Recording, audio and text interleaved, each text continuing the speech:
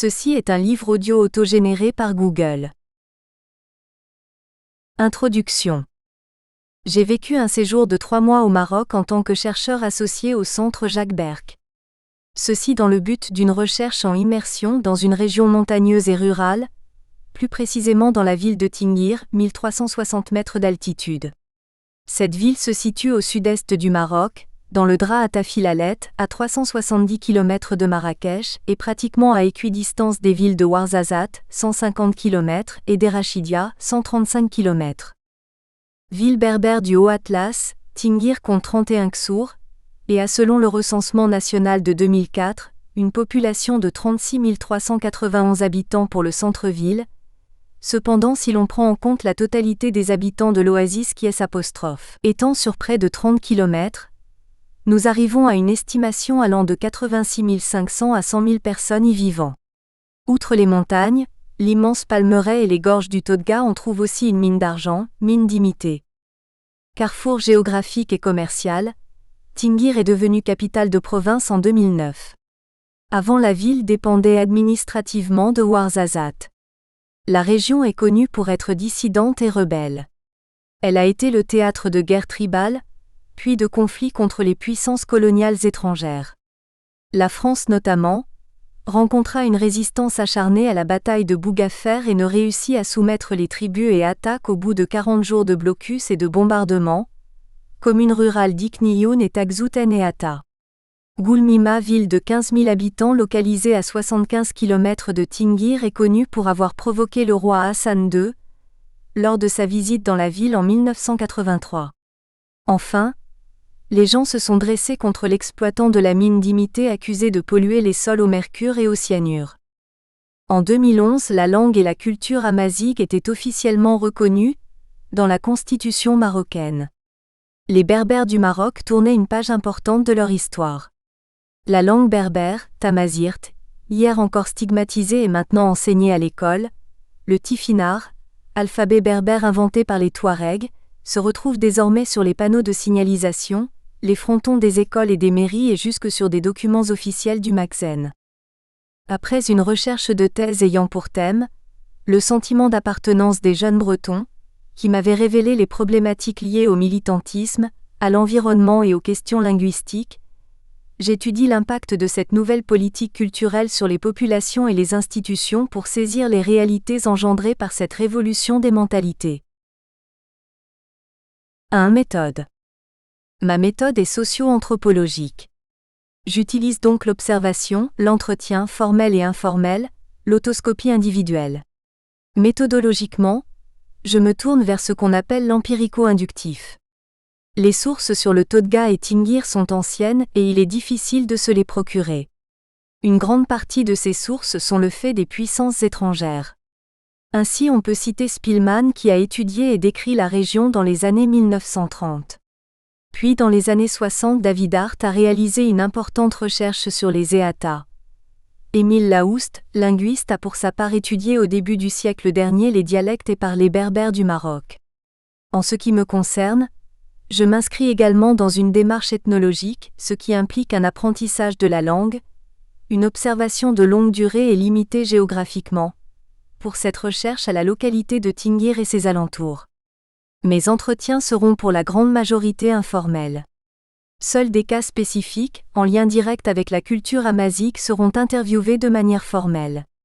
Ont été interviewés l'artiste Omar Akesbi, Mohamed Boussa l'archéologue du Cercas, Mohamed Haït Hamza géographe de l'IRCAM et Rajab Machichi linguiste pour leur connaissance de la culture berbère. Omar Akesbi, artiste et enseignant. L'observation tient une place essentielle dans ma méthode. Observer l'environnement, la ville, la palmeraie qui est entourée de montagnes.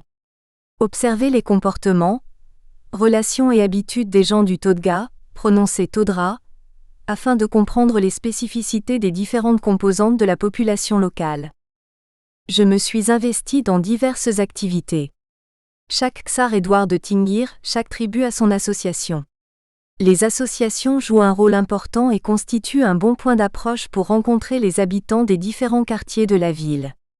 Ces organisations sont très dynamiques et s'emploient dans des combats tels que l'électrification rurale, l'accès à l'eau potable, le commerce équitable, la formation professionnelle des femmes et des personnes handicapées, des formations juridiques pour connaître ses droits, l'alphabétisation. Aussi, il m'a semblé intéressant de participer à des réunions de l'association MQOURN pour le développement. Ceci m'amena à réaliser une intervention dans le cadre associatif. Ce fut à l'occasion de la Journée de la femme à l'association MQOURN. Cette association créée en 1996 a pour but l'aide aux personnes vulnérables ou marginalisées, spécialement les femmes, les enfants et les personnes en situation de handicap. MQOURN organise des distributions de vélos pour améliorer la mobilité des écoliers et leur permettre de suivre une scolarité. Des ateliers de couscous sont mis en place pour les femmes. Mais l'association a en plus une activité de sauvegarde du patrimoine. De ce fait, le responsable du comité patrimoine et culture de MQOURN, Mohamed Ben Eliazid, met sur pied des projets de restauration de bâtiments anciens dans le quartier. Ma communication à l'association avait pour thème la spécificité de la femme amazighe et la condition de la femme au Maroc. Elle se réalisa devant un public composé presque exclusivement de Tinguiroises membres de l'association. Rajab Machichi, journaliste, linguiste et chercheur, assura la traduction simultanée en tamazighef pour l'assistance. J'ai par la suite accompagné Rajab Machichi à l'école communale d'Imilchil pour suivre la formation en langue tamazirte de l'IRCAM destinée aux enseignants. Là, j'ai pu observer comment était traitée la question de l'apprentissage académique du tamazirte. En effet, nombreux sont les professeurs d'arabe, de tamazirte et même de français à rechercher des conseils et à vouloir se tenir au courant des dernières innovations pédagogiques en rapport avec l'enseignement de la langue berbère. Pour ce qui est de la question de l'architecture amazighe et de sa conservation, je me suis entretenu à Ouarzazate à la Casbah de Taourirt avec Mohamed Boussal, archéologue au CERKAS. Puis j'ai rencontré à Rabat Mohamed et Hamza, géographe à l'IRCAM, qui m'a conseillé de chercher les symboles constituant pour les tribus les marqueurs de leur culture. Ce premier séjour de 3 mois ne me permettra pas d'aborder de manière exhaustive chacun des thèmes traités. Cependant, je peux présenter des éléments concernant l'architecture, l'écosystème, la langue tamazirte et les différents constituants de la population du Todga, les tribus. 2. De la bretonitude à la maziguitude. Il y a une continuité logique entre cette recherche et celle effectuée sur les jeunes bretons, tant les points de comparaison entre celtes et berbères sont nombreux. Une culture orale, une colonisation sur leur territoire, une marginalisation, une lutte pour conserver la langue, un éclatement géographique, une stigmatisation, une origine ancienne et mystérieuse, une histoire dérobée, l'éloignement du pouvoir central, l'absence de capacité politique permettant la création d'un État, une diaspora importante. D'ailleurs, au Maroc, lorsque je parlais de la Bretagne, j'entendais souvent ce rapprochement entrer dans l'imaginaire populaire. Les Bretons sont les Berbères de la France. Comme j'avais pu le faire en étudiant les jeunes Bretons, il m'a fallu choisir un terme pour désigner la manière d'être au monde des Amazighes. Le mot berbère vient du grec barbaroi qui signifie non-grec, étranger. Ce mot donnera le mot barbare. Nommé par les autres, ce fut le même mécanisme qui s'appliqua pour les Celtes. En l'occurrence, keltoi celte vient aussi du grec et signifie l'envahisseur. De nos jours, les Berbères préfèrent utiliser le terme amazigh qui signifie dans leur langue « homme libre ». Il existe le terme amaziguité, soit l'ensemble des représentations, pratiques et valeurs qui caractérisent le peuple amazighe. Toutefois, quand on étudie l'histoire des Amazighes au Maroc, on comprend dès lors qu'ils n'ont eu de cesse de lutter contre différentes forces d'occupation, pour tenter de sauvegarder la culture et de faire perdurer la langue. L'arabisation est venue avec l'islam au 7e siècle. Toutefois, elle ne fut pas en mesure d'acculturer totalement les populations berbères réfugiées dans les montagnes. Ces populations du Rif et de l'Atlas étaient plus difficilement atteignables, et de la sorte moins poreuses à l'arabité. Néanmoins, l'arabisation linguistique puis sociale et culturelle à partir du XIe siècle, ainsi que les colonisations successives, romaines, espagnoles, françaises, suscitèrent des dangers pour la persistance de la culture amazighe. Ces faits historiques transformant cette amaziguité manifeste en nécessaire amaziguitude luttant pour sa survie. C'est pourquoi j'emploierai pour désigner le modus vivendi, les valeurs et représentations propres aux Amazighes, le terme amaziguitude. Comme je le fis pour les Bretons, pour lesquels j'avais décidé d'employer le terme bretonitude, amaziguitude retranscrit bien un sentiment sous-jacent de lutte contre une acculturation et certaines formes d'oppression, puisque ce mot trouve sa source dans le mot négritude créé par Léopold Senghor et Aimé Césaire. Les Amazighs, comme les Celtes, sont composés de plusieurs groupes répartis diversement sur un vaste territoire. Pour les Amazighs, cet espace couvre près de 5 millions de kilomètres carrés. Actuellement, les populations parlant une langue berbère habitent dans une douzaine de pays africains, de la Méditerranée au sud du Niger, de l'Atlantique au voisinage du Nil. En conséquence, les populations amazighs sont présentes en Algérie, au Maroc, au Burkina Faso, au Mali, au Niger, en Libye, en Tunisie, en Égypte, en Mauritanie. Dans toute cette diversité, Gabriel Camp voit la langue comme l'élément identitaire le plus manifeste. Qu'y a-t-il de commun entre le chamelier voilé d'indigo, aussi sec qu'une branche épineuse d'acacia, et le débonnaire épicier Mzabit, entre le jardinier kabyle et le pasteur brabeur? Bien plus qu'on ne le dit ou le croit. Il y a en premier lieu la langue. 3. Tingir les Amazighs de la Palmeraie. Palmier amazigh, par Lassène Roy, fusion de l'homme avec son environnement. Sont visibles sur cette œuvre le symbole amazigh et les caractères tifinards. Gabriel Camp mettait en avant cette idée de berbérie multiple géographiquement et humainement. Les différentes tribus berbères sont dispersées et occupent des espaces géographiques hétéroclites, très variés, qui influencent leur mode de vie. Ces berbéries sont encore plus diverses. Des cultivateurs arboriculteurs sont de vrais paysans attachés à leur terroir, comme les montagnards kabyles ou rifins, hommes de l'olivier et du figuier, ou comme le jardinier de l'oasis soucieux de ses palmiers dattiers. Mais il y a aussi des céréaliculteurs de montagnes arides comme les Matmatas du sud tunisien, les chleux de l'anti-atlas marocain qui savent, les uns et les autres, construire des terrasses sur les versants escarpés pour conserver les terres et l'humidité. À Tingir, ce sont des Amazighs de l'oasis. Cette palmeraie nourricière a pendant longtemps été un moyen privilégié de subsistance. La culture du palmier dattier et de l'olivier y sont pratiquées. L'amazighitude ne passe pas seulement par la langue, mais également par cette quotidienneté du berbère en lien avec son environnement et la nature qui l'entoure. Un Tingirois me raconte : « J'ai fait une découverte, ma mère chantait une chanson à l'occasion du battage du lait.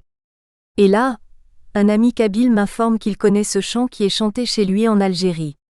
Il y a aussi par exemple un chant spécifique quand l'homme monte au palmier, on retrouve ce chant jusqu'en Libye.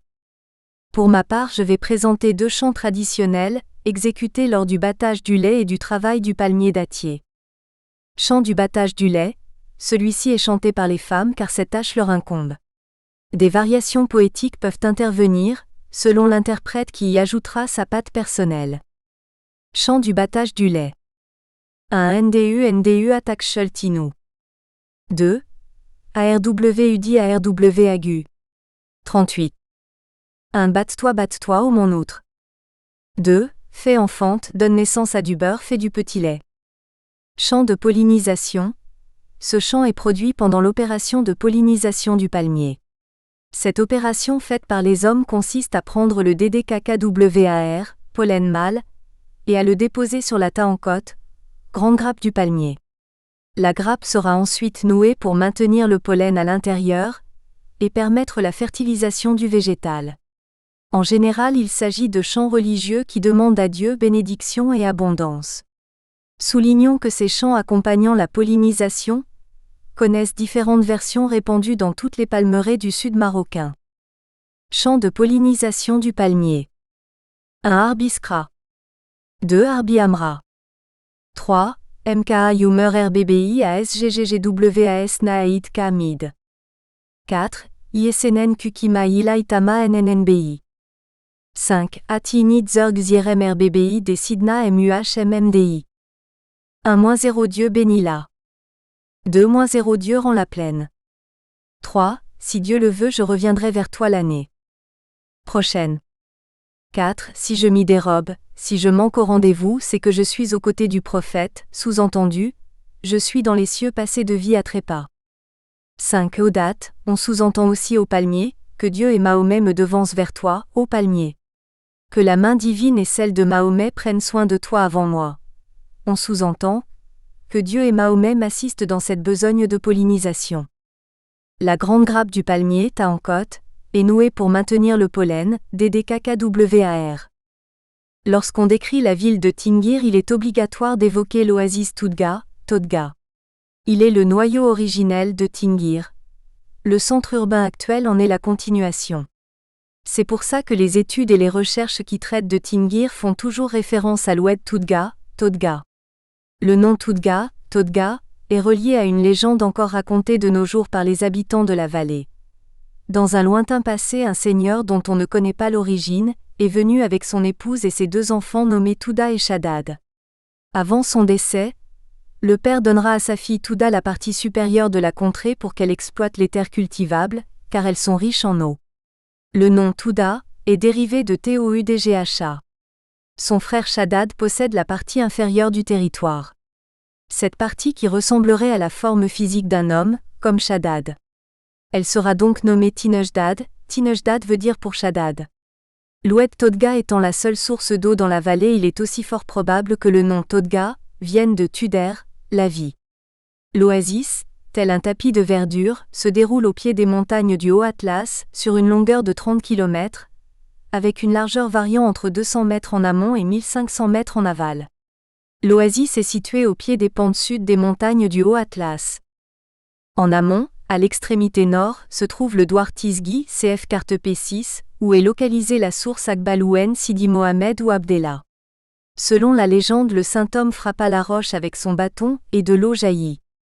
Les femmes stériles s'y baignent pour espérer avoir une projection. Nous espérons que vous avez apprécié cet aperçu. Pour continuer à écouter ce livre audio sur Google Play Livres, utilisez le lien dans la description de la vidéo.